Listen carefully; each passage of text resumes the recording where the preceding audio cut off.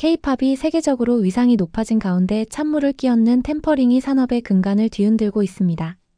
그런데 이러한 템퍼링 사건에 워너뮤직 코리아, 보그 코리아, 명품 시계 브랜드 오메가 등 외국계 기업이 직간접적으로 연루돼 있습니다.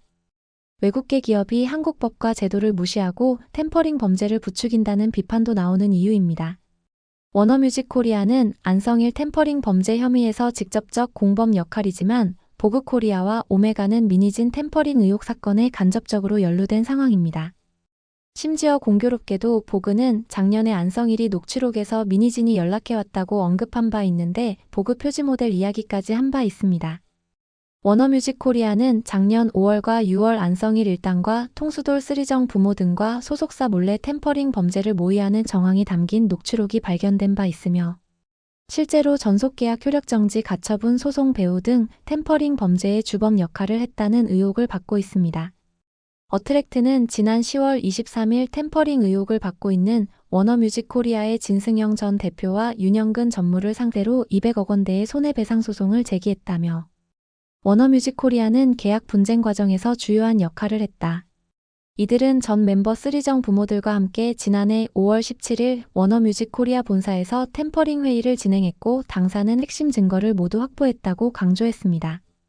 전홍준 어트랙트 대표는 세계 3대 음반사인 워너뮤직의 지사가 우리나라 중소기획사의 아티스트를 강탈해 가려한 행위는 도저히 용서받을 수 없는 파렴치한 행각이라며 실제 손해배상액은 더 크지만 200억 원을 우선 청구하고 향후 배상액을 증액할 계획이라고 밝혔습니다. 카지노 테이블과 칩을 사용하여 재현함으로써 대중문화산업을 도박판으로 폄하하고 정상적으로 기업 경영을 하고 있는 제작자들을 도박꾼으로 폄훼하였습니다. 걸그룹 피프티 사태를 다룬 SBS 그것이 알고 싶다에 대해 한국매니지먼트연합의 입장 중 한 구절입니다. SBS는 세계적인 한류 열풍의 주역인 K-팝을 도박판으로 비하하고 아이돌을 카지노 칩 또는 노예 정도로 왜곡한 셈입니다. 더욱이 SBS는 팩트체크도 안 된 거짓 내용으로 일방적으로 안성일과 쓰리정을 옹호하고 손편지 감성팔이까지 했습니다. 25일 뉴진스가 CBS 김현정의 뉴스쇼에 나와서 눈물쇼를 벌인 감성팔이 등도 유사하다는 반응도 나옵니다. 이들은 그룹명을 사용 않고 멤버 이름으로 방송했는데 탄핵 집회 560인분 선결제에서 뿌듯하고 행복했다고 말한 것도 정치적 자유인데 자신들이 집회에 나가지 않고 왜 팬덤을 이용하냐는 비판도 나옵니다. 작년 8월 19일 SBS 그것이 알고 싶다 방송 이후 시청자 게시판은 7,000개 이상의 비판글이 쇄도하면서 초토화됐습니다. 방송통신심의위원회에는 SBS 제작진의 편파방송 사과 및 징계를 요구하는 수백 개의 민원이 폭주했습니다. 제작진 이외 진행자 김상중 배우에 대한 비난도 엄청났습니다. 결국 SBS는 방송통신심의위원회에서 심각한 단계인 법정 제재 경고 조치를 받고 영상 삭제는 물론 여러 가지 불이익 처분으로 최악 방송으로 전락했습니다. 대개 아이돌과 기획사 분쟁 사건은 아이돌을 옹호하는 게 일반적이었습니다. 하지만 피프티 사태는 국민 대통합 여론이란 말이 나올 정도로 쓰리정을 비판하고 있습니다. 반면 소속사 어트랙트 전홍준 대표를 전폭적으로 지지하고 있습니다. 국민 정서 영린을 건드렸기 때문입니다. 갓 데뷔한 아이돌이 성공하자마자 배은망덕한 배신을 했다는 것입니다. 안성일에게 내내 대표님 하던 것과 관련 미니진의 대표님 하는 말이 오버랩된다는 이야기도 나옵니다. 당초 피프티는 중소돌의 기적이란 찬사를 받았습니다. 노래 큐피드로 앨범 발매 4주 만에 미국 빌보드 메인 싱글 차트 핫100에 깜짝 진입한 데 이어 최고 17위를 기록하고 25주 연속 차트인 했습니다.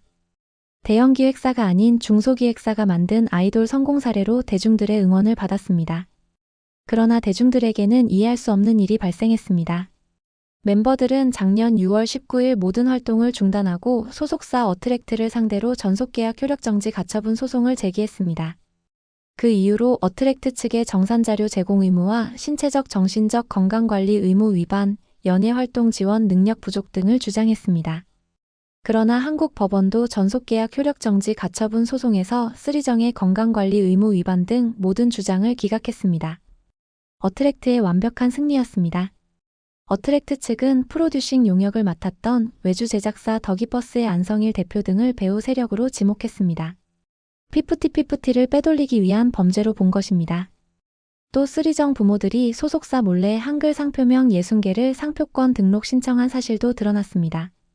쓰리정은 배신돌, 통수돌, 할복돌 등에 이어 최근에는 조폭돌로 비판받고 있습니다. 그런데 말입니다. 외국의 거대 자본이 개입된 사건이라면 어떻게 될까요? 실제로 외주 제작사 더기버스 안성일 대표는 피프티피프티를 세계적 음반 제작사 워너뮤직의 레이블로 넘기려는 시도를 했습니다. 실제로 250억 원의 투자 계약도 추진됐습니다. 하지만 전홍준 어트랙트 대표는 실제 계약을 앞두고 독소 조항 때문에 결국 포기했습니다. 독소 조항은 멤버들 분쟁 시 오히려 위약금을 더 내야 하는 내용이기 때문입니다. 실제로 작년 6월 계약 불발 이후 멤버들은 분쟁에 들어갔습니다. 전홍준 대표가 워너뮤직과 계약했다면 피프티피프티도 잃고 돈도 잃어버릴 수 있었던 사건이 됩니다. 그렇다면 미니진 템퍼링 의혹 사건은 어떤가요? 미니진이 뉴진스 멤버들 그리고 부모들이 연루된 상황으로 안성일 템퍼링 사건과 유사한 흐름으로 나타나고 있습니다. 차이가 있다면 뉴진스는 전속계약 효력정지 가처분 소송을 하지 않고 일방적으로 계약 해지를 선언해버렸습니다. 대다수 변호사들은 전속계약 효력정지 가처분 소송을 할 경우 쓰리정처럼 패배할 것으로 판단해 황당하게도 그냥 일방적 계약 해지 선언을 한 것이라는 평가입니다. 그냥 법도 무시한 셈입니다. 또 뉴진스는 인스타그램에 비공식 계정 진즈포프리를 개설하고 그냥 전속계약 무시하고 막가파 활동 중입니다. 미니진은 이들의 첫 게시물에 좋아요를 누른 바 있어 사전에 이미 알고 있었다고 볼 수 있습니다. 또 지난 18일 보그코리아와 함께 한 한복 화보를 뉴진스 팀명 대신 멤버 이름을 표지에 넣으며 어두어와 거리두기를 이어가고 있습니다. 문제는 보그코리아와의 약속은 당초 어두어가 잡은 일정이기 때문에 당연히 뉴진스 이름으로 표기해야 합니다.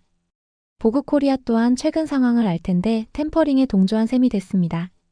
그런데 공교롭게도 안성일은 작년 5월 녹취록에서 미니진을 언급하면서 보그 이야기도 한 바 있습니다. 안성일은 녹취록에서 저 LA 있을 때 어두어에서 연락이 왔어요. 미니진 이사가 금액을 제안하고 거기 나오는 신인 맡아달라 그러더라고요. 라고 말했습니다. 그런데 미니진 측에 따르면 안성일을 모른다. 일면식도 없다. 하이브도 안성일에게 어떤 제안을 한 적이 없다고 부인했습니다. 안성일은 보그 US랑도 이야기를 하고 있거든요. 메인 표지 모델을 해야 된다 말이에요. 라고 말했습니다. 뉴진스는 실제로 보그 코리아와 메인 표지 모델을 했으니 안성일 말대로 상당 부분 이루어진 셈이 됐습니다. 그리고 미니진은 보그 화보에서 스페셜 크리에이티브 디렉터 역할을 맡아 깊이 개입했습니다. 미니진은 민성일이라는 말을 싫어한다는데 안성일의 얼굴이 오버랩되는 장면입니다. 지난 19일 어두어는 어두어가 개설한 뉴진스의 공식 SNS 이외의 모든 계정은 전속 계약상 사전 협의 없이 개설된 것이라며 해당 계정 및 콘텐츠 게재와 관련해 광고주 등 제3자의 문의와 항의가 실제 발생하고 있다고 우려를 표했습니다. 뉴진스는 해당 계정에 지난 19일 명품시계 브랜드 오메가와 찍은 광고 비하인드 사진과 영상도 올렸습니다. 멤버 다니엘이 오메가 시계를 차고 앉아있거나 누워있는 사진과 영상입니다. 계정에는 오메가 계정명까지 적어 오메가와 진행한 광고라는 것을 명시했습니다. 하지만 이 또한 공식 SNS 계정을 통해 공개돼야 할 사진과 영상이라는 점에서 문제가 될 수 있습니다. 한 법조계 관계자는 어두어의 SNS 계정이 아닌 멤버들이 따로 만든 계정에 올렸기 때문에 저작권 위반과 손해배상 소송에 휩싸일 수 있다고 말했습니다. 문제는 오메가 또한 템퍼링 범죄 의혹에서 자유롭지 못하다는 것입니다. 또한 해당 광고가 어두어를 빼고 아티스트 뉴진스와 브랜드 간 직접 계약 즉 이자 계약을 체결하려 했던 광고라는 점에서 논란이 예상됩니다. 앞서 한 언론은 어두어 소속 매니저 B씨를 통해 해당 시계 브랜드와 진행하는 아티스트 브랜드 간 직접 계약 체결 의향을 전달했다고 보도했습니다. B씨는 광고주에게 연락해 직접 뉴진스와의 계약 논의를 진행한 것으로 알려졌습니다. 이에 어두어는 회사를 배제하고 해당 시계 브랜드와 접촉한 매니저 B씨에 대해 대기 발령 조치를 내리고 업무상 배임 혐의로 고소를 할 예정입니다. 더불어 이자 계약은 전속 계약 위반으로 불가하다는 입장을 오메가에 전달했으며 해당 시계 브랜드와 현재 논의 중입니다. 외국 기업 오메가는 미니진 템퍼링 사태를 알 텐데 이자 계약을 했다는 것은 분명히 템퍼링 범죄에 동조했다는 비판을 받을 수 있습니다. 그럼에도 뉴진스는 공식 SNS 계정이 아닌 별도의 계정에 광고 공식 사진이 아닌 비하인드 사진 등을 올렸습니다. 대중문화업계 한 관계자는 아무리 소속사와 전속계약 해지 분쟁 중이더라도 광고 등 상업활동에 대해서 이렇게 무책임하게 나가는 경우는 처음이라며 법원의 판단도 내려지지 않은 상황이기 때문에 상업활동에 대해선 우선 공식 개정을 통해 진행하는 것이 맞다고 지적했습니다. 또 K-팝 칼럼니스트 제프 벤자민은 안성일 템퍼링 사건에 직간접 연루돼 있고 미니진 템퍼링 의혹 사건에서도 이름이 오르내리기도 합니다. 그렇습니다. 외국계 기업이 한국에서 사업을 하면서 한국법을 무시하고 무법천지를 만드는 주범이기도 합니다. 이러한 외국계 기업의 행태는 산업 스파이 관련 법으로도 처벌해야 한다는 주장도 나옵니다. 대중들은 아이돌이 뜨자마자 템퍼링이 정당화된다면 K-팝은 몰락할 수도 있다고 우려합니다. 미국, 유럽 등은 물론 중국의 거대 자본이 K-팝 아이돌을 템퍼링으로 쉽게 빼갈 수 있는 길이 열리기 때문입니다. K-팝은 대중문화 산업입니다. K-팝 산업의 핵심은 어렵고 힘들게 키운 아이돌 그룹입니다. 템퍼링이 발생하면 오랜 시간과 노력이 한순간에 물거품이 되는 셈입니다. 어트랙트의 경우 기존 1기 피프티피프티의 직간접 투자비로 80억 원을 쏟아부었습니다. 그러나 템퍼링에 의해 모든 것을 잃을 수도 있었습니다. 또 잠시의 기적은 이제 파국으로 치닫고 전홍준 대표는 한강 동호대교에 올라 죽음까지 고민했었습니다. 템퍼링 문제는 일반 제조기업의 기술 유출과도 닮아 있습니다. 천문학적인 금액을 들여 개발한 기술이 한순간에 경쟁사품에 들어간다면 어떻겠습니까? 오랜 기간 육성한 아이돌 그룹을 누군가 외부 세력이 빼간다면 어떨까요? 또 산업 스파이가 중국 등 외국에 기술 유출을 한다면 국가적으로 문제가 됩니다. 우리나라 기업은 물론 정부는 산업 스파이 방지를 위해 전방위 노력을 하고 있습니다. 마찬가지로 템퍼링도 문화산업 보호 차원에서 다뤄야 합니다. 안철수 의원실이 작년에 국가정보원으로부터 보고받은 국가 핵심 기술 해외 유출 현황 자료에 따르면 지난 2017년부터 작년 6월까지 총 128개 산업기술이 해외로 유출됐습니다. 분야별로 세분하면 반도체, 디스플레이, 전기전자, 자동차, 정보통신, 조선 등 국가 주력 산업의 비중이 79.6%였습니다. 반도체 31건으로 가장 많았고 디스플레이 29건, 전기전자 14건, 자동차 11건, 정보통신 9건, 조선 8건이 뒤를 이었습니다. 적발 기술 중 국가 핵심 기술은 총 39건으로 전체 유출 기술의 30.4%를 차지했습니다. 피해 금액은 수십조 원에 달할 것으로 추산됩니다. 미적발 사건을 고려하면 경제적 피해는 훨씬 클 것입니다. 템퍼링 사태는 단순히 아이돌 그룹의 분쟁이 아니라 우리나라 문화 위상을 높인 K-팝 산업이 산업 스파이에 노출될 수 있다는 계기로 삼아야 할 것입니다. 한국문화관광연구원이 발표한 데이터로 살펴본 K-팝 해외 매출액 동향 분석 결과에 따르면 2023년 K-팝 해외 매출액은 전년보다 34.3% 증가한 1조 2,377억 원으로 추산됐습니다. K-팝 시장 해외 매출액이 1조 원을 넘은 것은 지난해가 처음입니다. 방탄소년단 BTS, 블랙핑크 등 수많은 아이돌 그룹이 제작사와 함께 이룬 노력의 성과입니다. 이제 정부는 산업 스파이의 범주를 제조업 이외에도 대중문화 산업으로도 확대해 살펴봐야 하는 시대가 됐습니다. 반도체, 2차 전지, 조선 등 여러 제조 산업과 함께 K-팝을 비롯한 대중문화 산업이 세계 속에서 지속 발전할 수 있는 길이기 때문입니다.